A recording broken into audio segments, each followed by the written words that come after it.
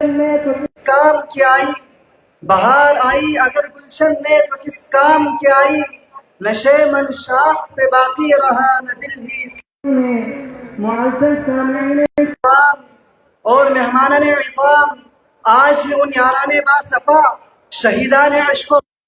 وارثان بلال اور سراخیر آزادی کے تذکرے کی سعادت حاصل کر رہا ہوں، جن کا قلب و جگر اسلام کی عظمت سے معمور تھا، جن کا دل جذبہ جہاد سے سرشار تھا، جن کے چہرے پر عزم و استقلال کی کرنیں جلوہ فکن تھی، جنہوں نے اپنی پوری زندگی اسلام کی سربلندی اور اعلاء کلمت اللہ کے لیے وقف کر دی، جن کے ایک تاریخ ہے، جن کے ایک داستان ہے، جنہوں نے ہر دور میں اسلام کی آبیاری کی ہے اور چمنستان اسلام کی طرف بڑھنے والے ہر باد سموم کے راہ میں دیوار اہمی بن کر حائل ہو گئے ہیں۔ حضرات، اس چمنستان عالم کا پتا پتا اور بوٹا بوٹا اس بات پر شاہد ہے کہ یہ طبقہ ان اصحاب فکر و نظر وارثان قلب و جگر کا طبقہ ہے جنہوں نے تاریخ کے نازک موڑ پر اس امت کی رہنمائی اور دستگیری فرمائی ہے۔ یا ان یاران باصفا، شہیدان عشق و وفا کا قافلہ ہے جنہوں نے ہر دور میں باطل سے مقابلہ کیا ہے۔ جب بھی باطل نے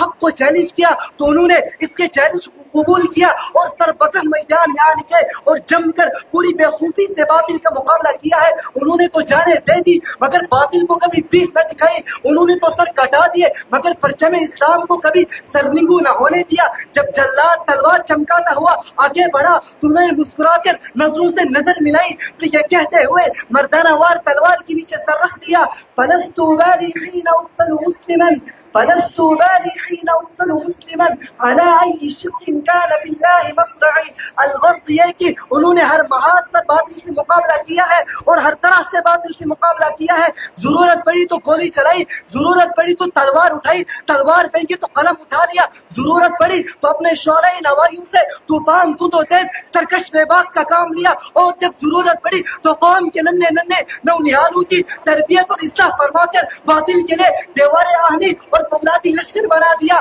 آج میری جانوں اور سرفروشہ اسلام کی تھوڑی سی تاریخ اور ادنا سی جھلک دکھانا چاہتا ہوں کہ ان حضرات نے جنگ آزادی میں کیا کارنامہ انجام دیا ہے، اور حضرات کا جنگ آزادی میں کیا مقام رہا ہے۔ حضرات، جب ہندوستان کی مقدس سرزمین پر انگریز کا ناپاک سایہ پڑا تو اپنی شاطرانہ اور عیارانہ جادو سے یہاں کے مالک بن بیٹھے۔ جب باشندگان ہند پر طرح طرح کے ظلم و ستم ڈھائے جانے لگے، جب ہندوستانیوں کو غلام بنایا جانے لگا، جب ہندوستانیوں کا خون ان کے پسینوں سے بیرزا ہونے لگا، تو ایسے نازک وقت میں جس شخص نے سب سے پہلے علم بغاوت کو بلند کیا ہے وہ محدث کبیر، امام جلیل، رئیس الاولیاء، فخر چمن، محرر فن، نازش وطن حضرت شاہ عبدالعزیز ابن ولی اللہ محدث دہلوی تھے۔ یہ وہی مرد مجاہد اور درویش خدا تھے جنہوں نے وقت سے بہت پہلے مسلمانوں کے نصب العین کا اعلان فرما دیا تھا، جہاں تک پہنچنے کے لیے دوسروں کو ابھی برسا برس انتظار کرنا تھا۔ حضرات، شاہ عبدالعزیز کا فتویٰ کیا تھا؟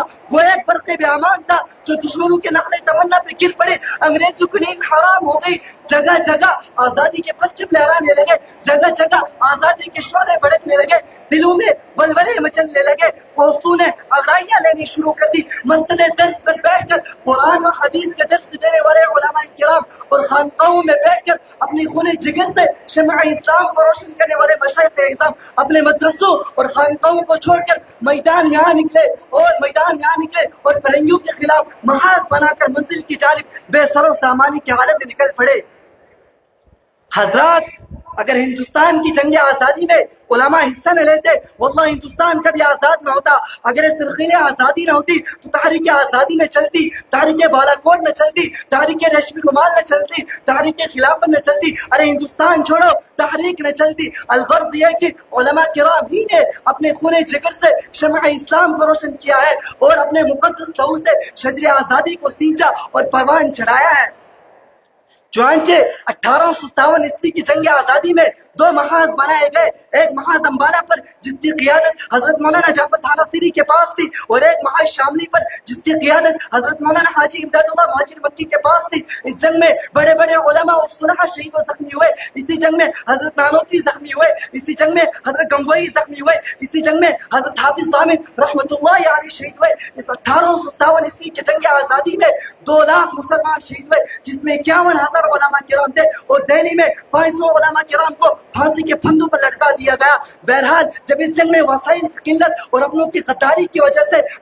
فرنگیوں کا غلبہ ہوا تو وائسرائے برطانیہ نے اپنے ہندوستانی مشیروں سے رائے طلب کی کہ بتاؤ ہندوستان میں تمہاری حکومت کیسے قائم رہ سکتی ہے. تو ہندوستان میں رہنے والے ایک ڈاکٹر سب سے بڑے سیاست دان تھے. اس نے بتایا کہ ہندوستان میں سب سے زیادہ بیدار مسلمان ہیں اور جنگ آزادی بھی مسلمانوں نے لڑی ہے. جب تک مسلمانوں میں جذبہ جہاد موجود ہے اس وقت تک ہم ان پر حکومت نہیں کر سکتے. اس لیے جذبہ جہاد کو ختم کرنا ضروری ہوگا. وآخر دعوانا الحمد للہ.